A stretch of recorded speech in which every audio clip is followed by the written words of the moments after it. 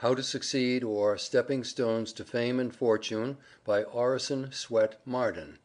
Chapter 18. Save. If you want to test a young man and ascertain whether nature made him for a king or a subject, give him $1,000 and see what he will do with it. If he is born to conquer and command, he will put it quietly away till he is ready to use it as opportunity offers. If he is born to serve, he will immediately begin to spend it in gratifying his ruling propensity. Parton. The man who builds and lacks wherewith to pay, provides a home from which to run away. Young. Buy what thou hast no need of, and ere long thou shalt sell thy necessaries. For age and want save while you may. No morning sun lasts a whole day. Franklin. Whatever be your talents, whatever be your prospects, never speculate away on a chance of a palace that which you might need as a provision against the workhouse. Bulwer. What do you do with all these books? Oh, that library is my one cigar a day, was the response. What do you mean? Mean? Just this. When you bothered me about being a man and learning to smoke, I'd just been reading about a young fellow who bought books with money that others would have spent in smoke, and I thought I'd try and do the same. You remember, I said I should allow myself one cigar a day. Yes. Well, I never smoked. I just put by the price of a 5-cent cigar every day, and as the money accumulated I bought books, the books you see there. Do you mean to say that those books cost no more than that? Why, there are dollars worth of them. Yes, I know there are. I had 6 years more of my apprenticeship to serve when you persuaded me to be a man. I put by the money I have told you of, which of course at 5 cents a day amounted to $18.25 a year, or $109.50 in 6 years.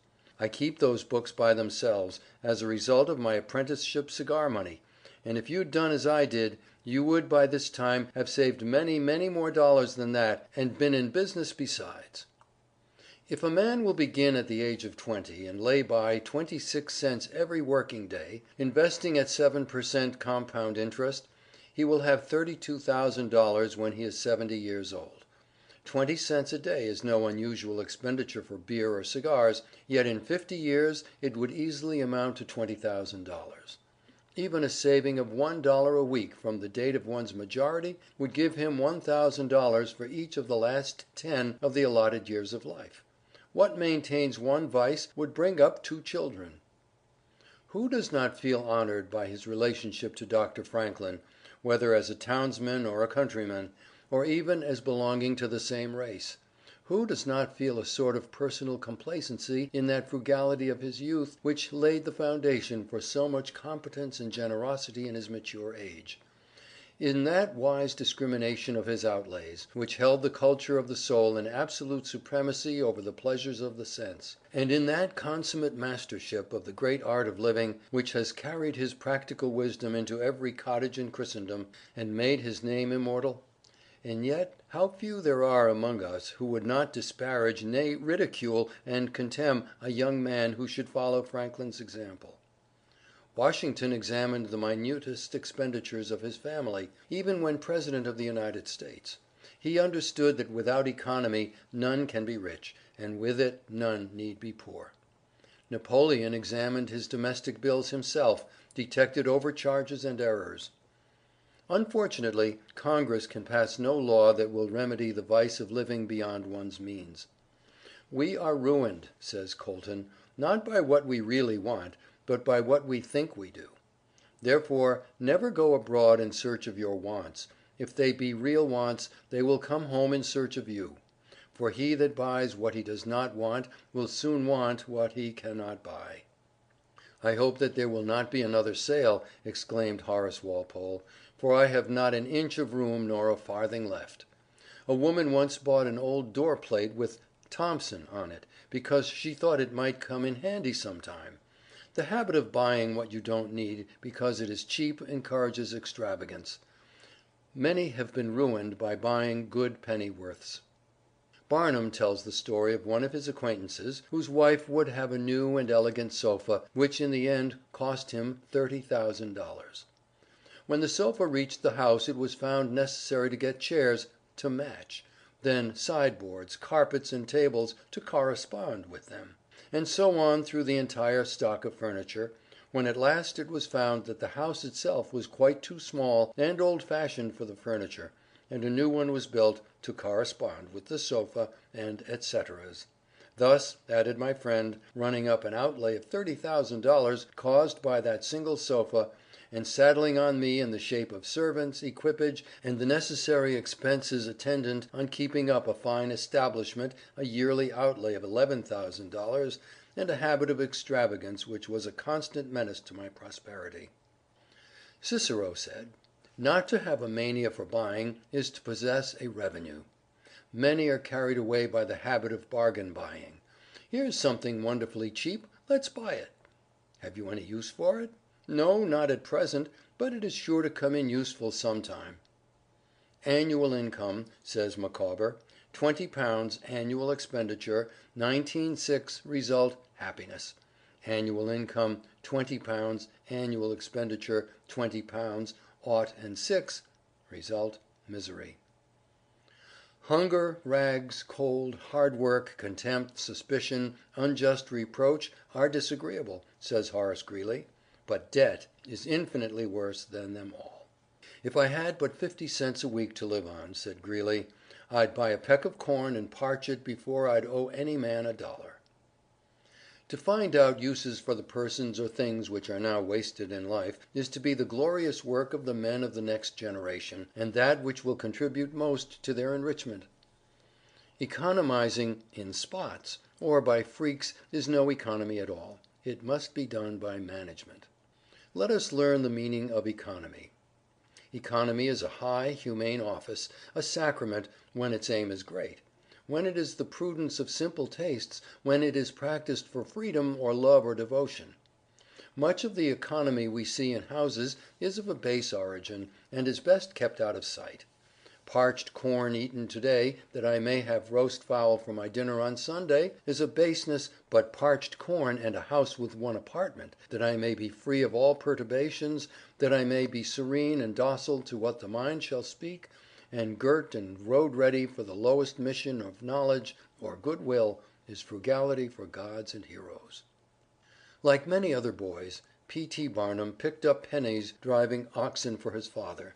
But unlike many other boys, he would invest these earnings in knickknacks which he would sell to others on every holiday, thus increasing his pennies to dollars. The eccentric John Randolph once sprang from his seat in the House of Representatives, and exclaimed in his piercing voice, "Mr. Speaker, I have found it!" And then, in the stillness which followed this strange outburst, he added, "I have found the philosopher's stone. It is pay as you go." In France, all classes, the men as well as the women, study the economy of cookery and practice it, and there, as many travelers affirm, the people live at 1/3 the expense of Englishmen or Americans. There they know how to make savory messes out of remnants that others would throw away.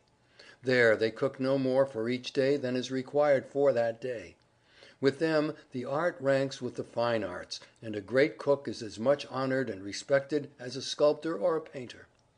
The consequence is, as ex-Secretary McCulloch thinks, a French village of 1,000 inhabitants could be supported luxuriously on the waste of one of our large American hotels, and he believes that the entire population of France could be supported on the food which is literally wasted in the United States. Professor Blott, who resided for some years in the United States, remarks pathetically that here, where the markets rival the best markets of Europe, it is really a pity to live as many do live. There are thousands of families in moderately good circumstances who have never eaten a loaf of really good bread, nor tasted a well-cooked steak, nor sat down to a properly prepared meal. There are many who think that economy consists in saving cheese parings and candle ends, in cutting off 2d. from the laundress bill, and doing all sorts of little, mean, dirty things. Economy is not meanness. The misfortune is also that this class of persons let their economy apply only in one direction. They fancy that they are so wonderfully economical in saving a halfpenny, where they ought to spend 2d., that they think they can afford to squander in other directions. Punch, in speaking of this one idea class of people, says, "They are like a man who bought a penny herring for his family's dinner, and then hired a coach and four to take it home." I never knew a man to succeed by practicing this kind of economy. True economy consists in always making the income exceed the outgo. Wear the old clothes a little longer, if necessary. Dispense with the new pair of gloves, live on plainer food if need be, so that under all circumstances, unless some unforeseen accident occurs, there will be a margin in favor of the income. A penny here and a dollar there placed at interest go on accumulating, and in this way the desired result is obtained. "I wish I could write all across the sky in letters of gold," says Rev. William Marsh, "the one word, Savings Bank." Boston savings banks have $130,000,000 on deposit, mostly saved in driblets. Josiah Quincy used to say that the servant girls built most of the palaces on Beacon Street. "Nature uses a grinding economy," says Emerson, "working up all that is wasted today into tomorrow's creation, not a superfluous grain of sand for all the ostentation she makes of expense and public works. She flung us out in her plenty, but we cannot shed a hair or a paring of a nail, but instantly she snatches at the shred and appropriates it to her general stock. Last summer's flowers and foliage decayed in autumn only to enrich the earth this year for other forms of beauty. Nature will not even wait for our friends to see us unless we die at home. The moment the breath has left the body she begins to take us to pieces, that the parts may be used again for other creations. So apportion your wants that your means may exceed them," says Bulwer. "With £100 a year I may need no man's help. I may at least have my crust of bread and liberty. But with £5,000 a year I may dread a ring at my bell. I may have my tyrannical master in servants whose wages I cannot pay. My exile may be at the fiat of the first long-suffering man who enters a judgment against me. For the flesh that lies nearest my heart some Shylock may be dusting his scales and whetting his knife. Every man is needy who spends more than he has. No man is needy who spends less. I may so ill manage, that with £5,000 a year I purchase the worst evils of poverty, terror and shame. I may so well manage my money, that with £100 a year I purchase the best blessings of wealth, safety and respect." End of chapter 18.